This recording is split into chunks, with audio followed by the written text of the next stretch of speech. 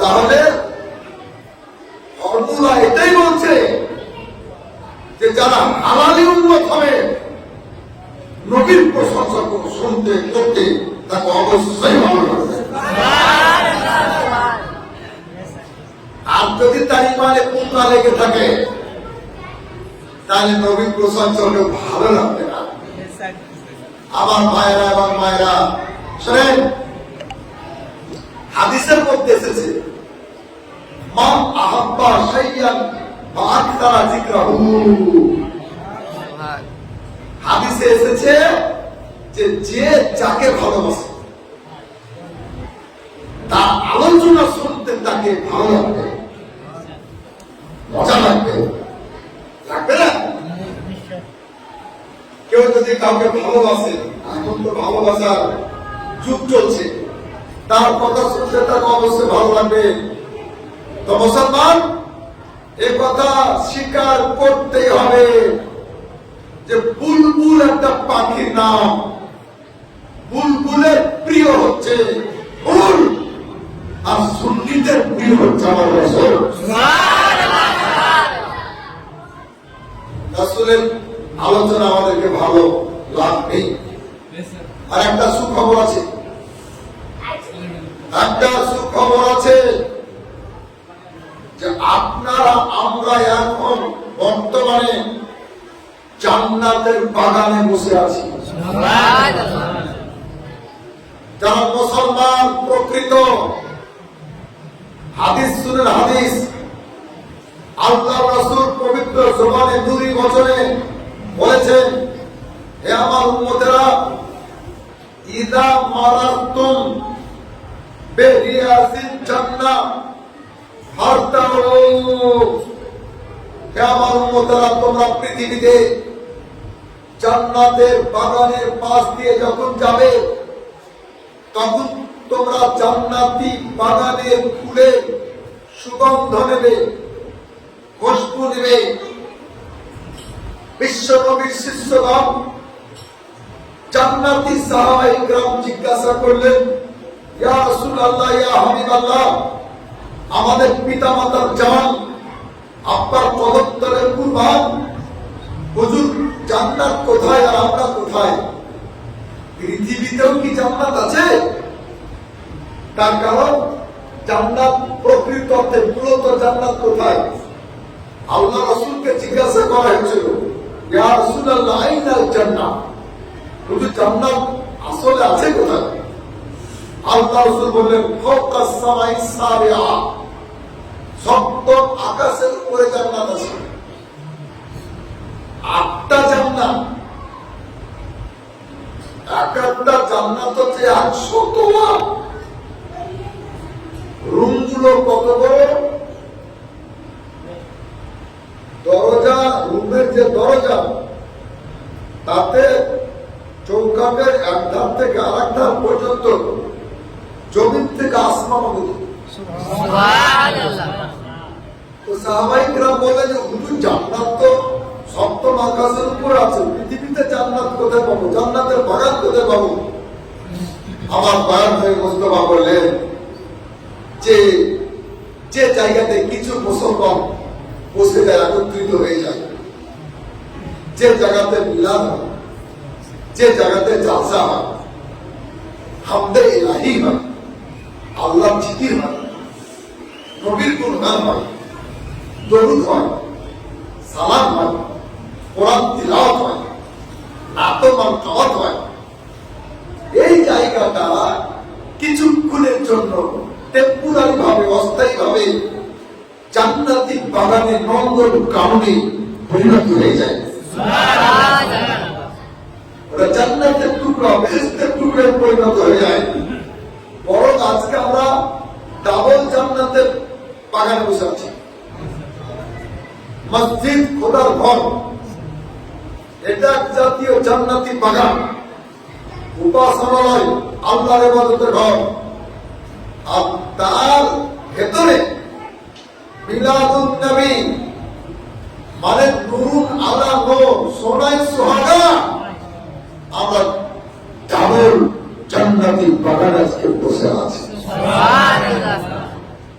প্রিয় ভাইরা, বিশ্বাস করুন, আল্লাহ না করুন, আল্লাহ না করুন, আল্লাহ না করুন, খোদার খাস্তা যদি এখানে কারো মরণ হয়ে যায়, তাহলে জান্নাতি বাগানেই তার মৃত্যু হলো। আর তার মৃত্যু হলো শহীদি মৃত্যু, শহীদি মরণ। শহীদি মরণ অর্থ হচ্ছে যে মৃত্যুর পরে তার হিসাব না কবরে হবে না হাসরে হবে, বরং কিয়ামতের দিন বিনা বিচারে জান্নাত পাবে। সুবহানাল্লাহ। কাজে আজকে এখানে মিলাদুন নবী অনুষ্ঠান কেন? আপনারা প্রত্যেকেই জানেন যে বর্তমানে চলছে ইসলামী বৎসরে তৃতীয় চাঁদ, তৃতীয় মাস মুহররম, সফর, রবিউল আউয়াল শরীফ। আর আজকে হচ্ছে তার 11 তারিখে রাত্রি, মাগরিবের পর 11 তারিখ শুরু হয়ে গেছে। কাল বাদে পরশু, রবিবার বাদ দিয়ে আগামী সোমবার 12ই রবিউল আউয়াল নবী দিবস, বিশ্ব নবীর জন্ম দিবস, যাকে ফাতিহা দোয়া তখন বলা হয় ফার্সি ভাষায়। সুবহানাল্লাহ। আজকাল সোশ্যাল মিডিয়া যুগ, অ্যান্ড্রয়েড সেট প্রত্যেকের হাতে, খবর শুনছেন, পড়ছেন।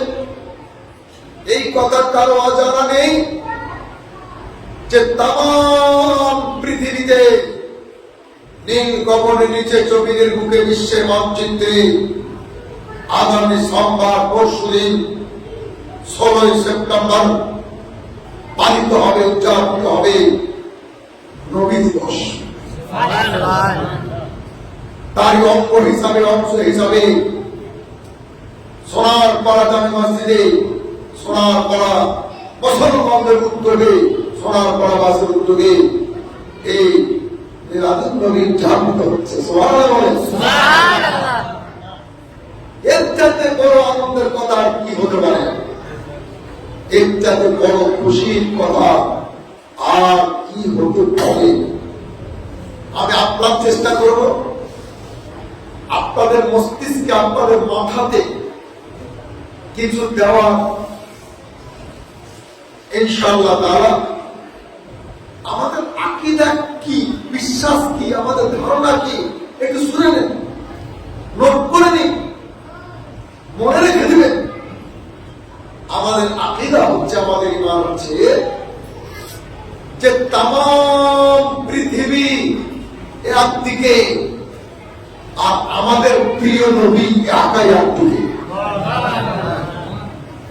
সারা জগৎ একদিকে আর আমাদের প্রিয় নবী মুস্তাফা জানের রহমান একাই একদিকে।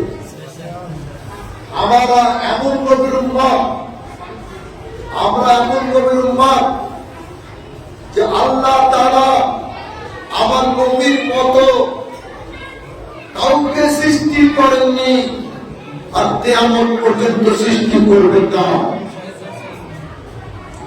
আপনাদেরকে একটা কথা বলতে বলতে আমার চুপ হয়ে গেছে। এই কথাটা আপনাদেরকে শিখাবার জন্য শুধু বলছি। এই কথাটা যদি শিখে নেন, ধরে রাখতে পারেন, তাহলে যারা বলে যে সুন্নিরা, হানাফিরা নবীর প্রশংসা করতে করতে খোদা মানিয়ে দিচ্ছে, আল্লাহ মানিয়ে দিচ্ছে, তার জবাবটা দিতে পারবেন। কইছে দিতে পারবেন, সেটা কি? আচ্ছা বলেন তো, যারা জানেন তারা একটু উত্তর দেবে, না জানলে চুপ থাকবে, তাহলে বিপদ হতে পারে। আল্লাহ যদি ইচ্ছা করেন, আল্লাহ যদি চান, তাহলে তিনি কি আর একটা আল্লাহ বানাতে পারেন? প্রশ্নটা করা, কিন্তু আমার এই বাবু মাথায় মিলিয়েছে আড়াআড়ি, না, এটা মুহাল, এটা অসম্ভব। আর যেটা মুহাল, যেটা অসম্ভব, সেটা আল্লাহর কুদরতের অধীনে নয়।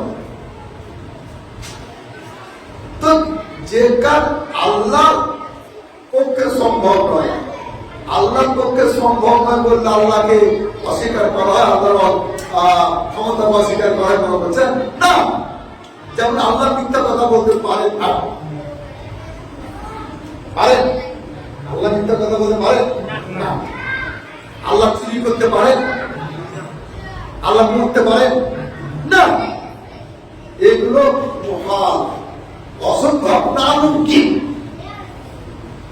তদ্রুপ আল্লাহ আরেকটা আল্লাহ বানাতে পারেন না, বানাতে।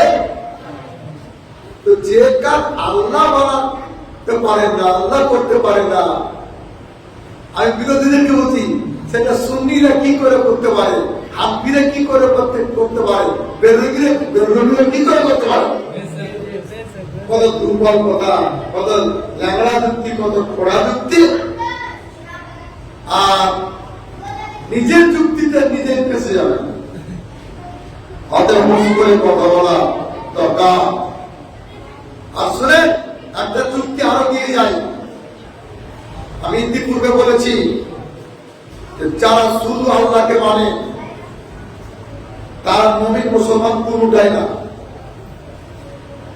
আর যারা শুধু নবীকে মানে ওরা মুমিনও হবে, মুসলমান হবে। খুব ভারী হচ্ছে না হজম করতে? আমি আরো পরিষ্কার করে দিই যে কেউ যদি পড়ে লা ইলাহা ইল্লাল্লাহ, লা ইলাহা ইল্লাল্লাহ, লা ইলাহা ইল্লাল্লাহ, লা ইলাহা ইল্লাল্লাহ, তাহলে মুমিন মুসলমান হবে। আর কেউ যদি শুধু বলে মুহাম্মাদুর রাসূলুল্লাহ, মুহাম্মাদুর রাসূলুল্লাহ, মুহাম্মাদুর রাসূলুল্লাহ, সে মুমিন হবে, মুসলমান হবে। তবে এই কথা আমি বলছি না যে অর্ধেক কালমা পড়বে, আধখানা পড়বে, কথা বলছি না। আমি জোর দিয়ে বলেছি। কেন? গুরু রহস্য কি, এর কারণ কি?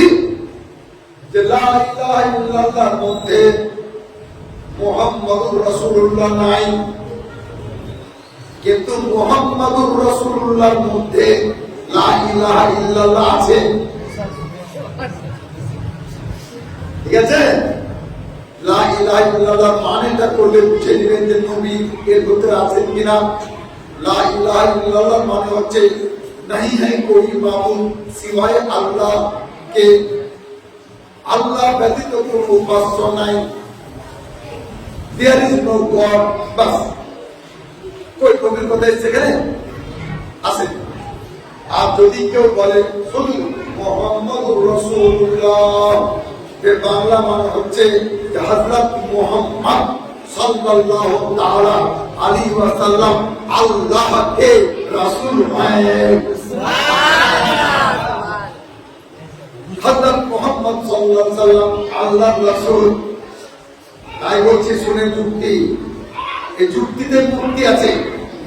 কেউ যদি শুধু পড়ে লা ইলাহা ইল্লাল্লাহ, লা ইলাহা ইল্লাল্লাহ, লা ইলাহা ইল্লাল্লাহ, মুমিন মুসলমান কোনটাই হবে না।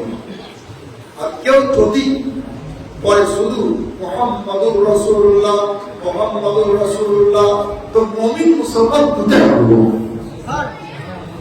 আসল রহস্য হচ্ছে যে লা ইলাহা ইল্লাল্লাহর মধ্যে মুহাম্মাদুর রাসূলুল্লাহ নাই, কিন্তু মুহাম্মাদুর রাসূলুল্লাহর মধ্যে লা ইলাহা ইল্লাল্লাহ আছে। কিন্তু কালেমা যখন পড়বো আমরা পুরোটাই পড়বো, পুরোটাই পড়বো, এটা আলাদা।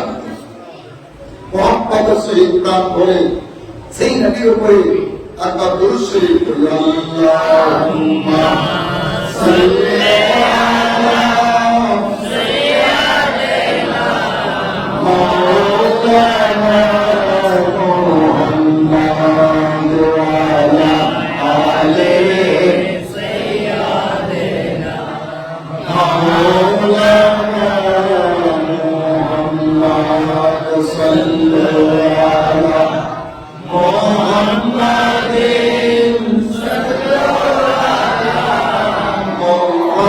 محمد صلى على محمد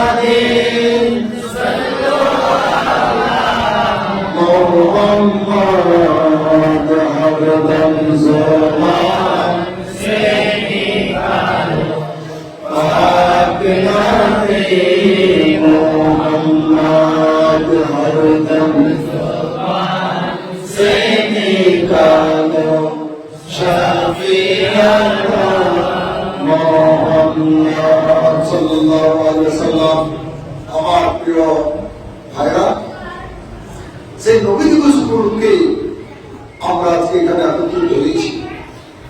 নবী দিবস, তো নবী সম্পর্কে আমাদেরকে জানতে হবে। কিছু লোকের ধারণা যে মিলাদ করে কি হবে, জালসা করে কি হবে। আচ্ছা বলুন তো, মিলাদ করা যদি বন্ধ করে দেওয়া হয়, জালসা যদি বন্ধ করে দেওয়া হয়, হুজুরদের বয়ান যদি বন্ধ হয়ে যায়, তো পরবর্তী প্রজন্ম, নেক্সট জেনারেশন প্রিয় নবীর কথা জানবে কেমনে? কার কাছে শুনবে, কিভাবে শুনবে? এই মাহফিলকে শুধু মাহফিল মনে করবেন না, এটা টেম্পোরারি, অস্থায়ী একটি ধর্মীয় বিদ্যালয়, একটি পাঠশালা।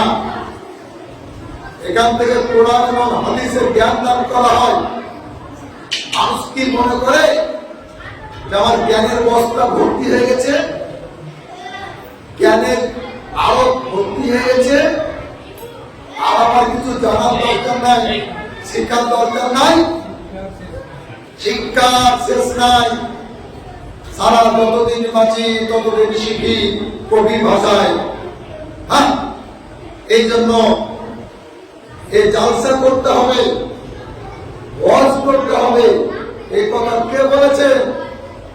ওয়াজ করুন, বয়ান করুন, বক্তব্য রাখুন।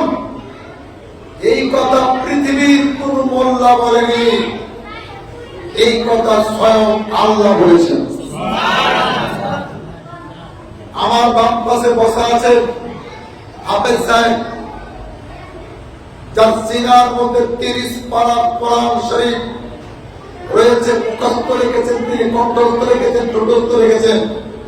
তিনি হাফেজে কোরআন, কারিউল কোরআন, একজন মাওলানা সাহেব, আপনাদের ইমাম খাতিব।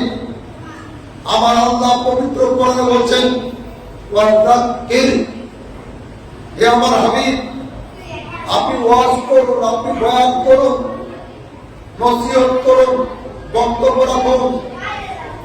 আল্লাহ বলে দিচ্ছেন ওয়াজে বয়ানে কি লাভ হবে।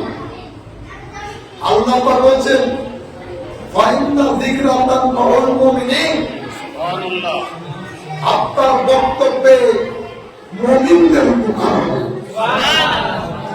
মুসলমানদের উপকার হবে, মুসলমানদের লাভ হবে। আপনারা যদি মাহফিল না করেন তাহলে বয়ান কোথায় হবে? একা একা মাঠে বসে, ঘাটে বসে, হাটে বসে তো বয়ান হবে না, হয় না। একা একা বাজারে মাজারে হয়, তার জন্য উপযুক্ত পরিবেশ লাগবে। কাজে ফাতিহা দোয়ার তামর সিরাই পৃথিবীতে কোটি কোটি মানুষ আল্লাহর বয়ান, প্রিয় নবীর বয়ান শুনছেন আজকে। শুনেন, পৃথিবীতে আমার আল্লাহ বান্দাদেরকে যত নিয়ামত দান করেছেন, যত রহমত দান করেছেন, যত বরকত দান করেছেন, যত দৌলত দান করেছেন, যত ফজিলত দান করেছেন, সবচাইতে বড় দৌলত, সবচেয়ে বড় নিয়ামত, আল্লাহর দেওয়া সবচেয়ে বড় রহমত, সবচেয়ে বড় বরকত হচ্ছে দয়ার নবী মুস্তাফা। এই নবীকে যেদিন পেয়েছি আমরা, পৃথিবীতে তিনি যেদিন এসেছেন, সেই দিন আমরা মুখে কুলুপ হেঁটে, তালা মেরে, মুখে দই জমিয়ে চুপচাপ বসে থাকবো?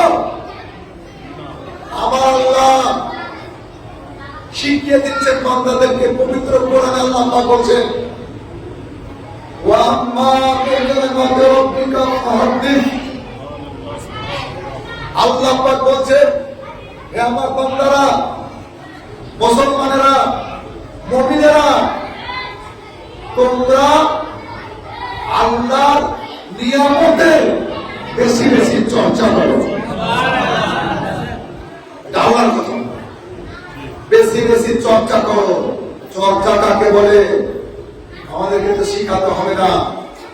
আপনারা জানেন ছাগল আর পাগল বাদ দিয়ে কারো অজানা নাই যে চর্চা করতে গেলে কিছু খরচা করতে হবে। এমনি কি আর চর্চা হয়?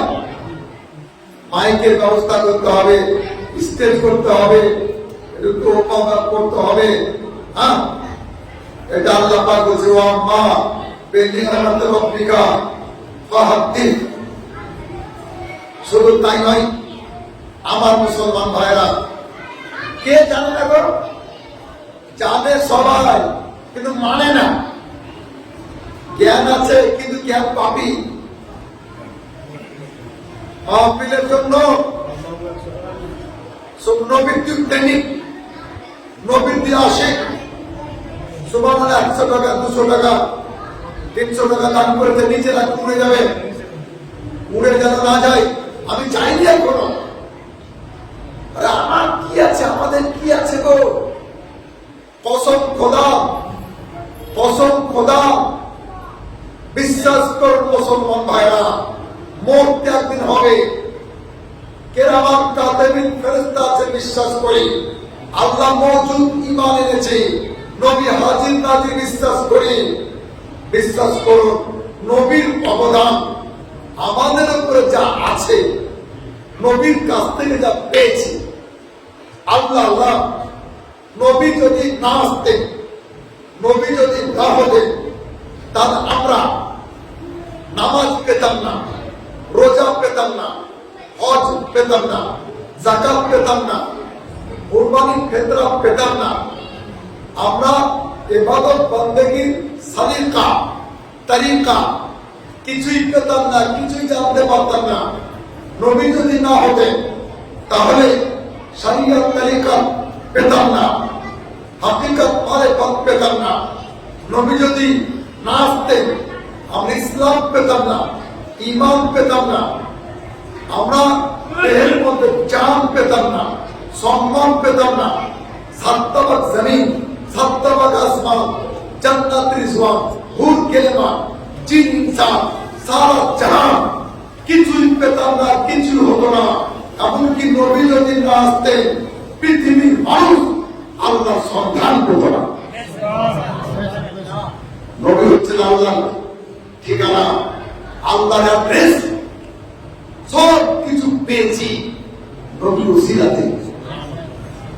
এই যে ধন দৌলত, আজকে সবচেয়ে বড় গিফট দান হাদিয়া হচ্ছে প্রিয় নবীর মিলাদুন নবীর জন্য। উম্মতের জন্য খুশনসিবি আর কি হতে পারে, আর কি আছে? আমার ভাইরা, কোন নবীর মিলাদ, কোন নবীর আমরা উম্মত? যে নবীকে আল্লাহ তাআলা সর্বপ্রথম সৃষ্টি করেছেন। সুবহানাল্লাহ বলবেন না? সর্বপ্রথম সোনার পাড়া গ্রামে নিশ্চয় সর্বপ্রথম কোন একজন লোক বাড়ি করেছিল। প্রথম প্রথম ফার্স্ট, এর একটা আলাদা গুরুত্ব আছে। স্কুল কলেজে ইউনিভার্সিটিতে যারা পড়াশোনা করে, যার রোল নাম্বার 1, তার তো একটু আলাদা ব্যাপার আছে। এই যে পরীক্ষাগুলি হয়, যদি 1 র্যাঙ্ক করে, তার তো একটা ব্যাপার আছে। আমি বুঝাবার জন্য, সহজ করার জন্য, উদাহরণ দেওয়ার জন্য বলছি। তো সৃষ্টি কুলে, সৃষ্টি জগতে আল্লাহ প্রথম সৃষ্টি হচ্ছে আমার দয়ার নবী মুস্তাফা। সর্বপ্রথম আল্লাহ আমার নবীকে সৃষ্টি করেছে। এই পদ কেউ দখল করতে পারবে না, এটা কেউ দখল করতে পারবে না। ওটা একটাই হয়, একটাই হয়। এই জন্য নবীকে নিজের মতো বলা হারাম, বরং কুফরি। কিছু মৌলবি আছে, সবাই না, কিছু মৌলবি আছে আর কিছু মৌলবি চেলা আছে। তারা প্রচার করে যে নবী তো আমাদের মতোই সাধারণ মানুষের একজন, নবুল্লাহ আস্তাগফিরুল্লাহ, নবী সাধারণ মানুষ ছিলেন যাকে আল্লাহ তাআলা সর্বপ্রথম সৃষ্টি করেছেন। সুবহানাল্লাহ। আর সৃষ্টি তো করেছে কি দিয়ে সৃষ্টি করেছে? আমার নবী নিজেই বলছেন যে আউয়ালু মা খালাকাল্লাহু নূরি,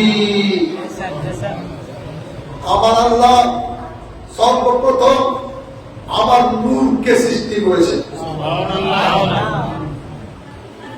নিশ্চয় আমার নবী মানুষ ছিলেন। ভালো করে শোনেন, কথা বোঝার চেষ্টা করেন। কিন্তু মানুষের তফাৎ আছে, পার্থক্য আছে। আমরা হচ্ছে খাঁটি ভাষা, আমরা হচ্ছে মাটির মানুষ, আর নবী হচ্ছে নূরি ভাষা, নূরের মানুষ, লাইটের মানুষ, আলোর মানুষ। নূর মানে আলো। নূরের ডিফিনেশন হচ্ছে যে जो खुद रोशन हो और दूसरों को रोशन करे, নিজে আলোকিত অপরকে আলোকিত করতে পারে, তাকে বলা হয় নূর। আমরা হচ্ছে মাটির মানুষ, আর নবী ছিলেন নূরের মানুষ, নবী হচ্ছে নূরের মানুষ। এই কারণে শুনেন, সোনার পাড়া, সোনার মুসলমানেরা ভালো করে শুনেন। নবী দিবস উপলক্ষে আয়োজিত শহরে আমরা মাটির মানুষদের প্রমাণ দেখেলেন। আমরা শরীর যখন কুচলাই, চিরুনি দিয়ে হোক, কাঠি দিয়ে হোক, নখ দিয়ে হোক, তখন দেখবেন ধুলো দাগ হয়, মাটি দাগ হয়।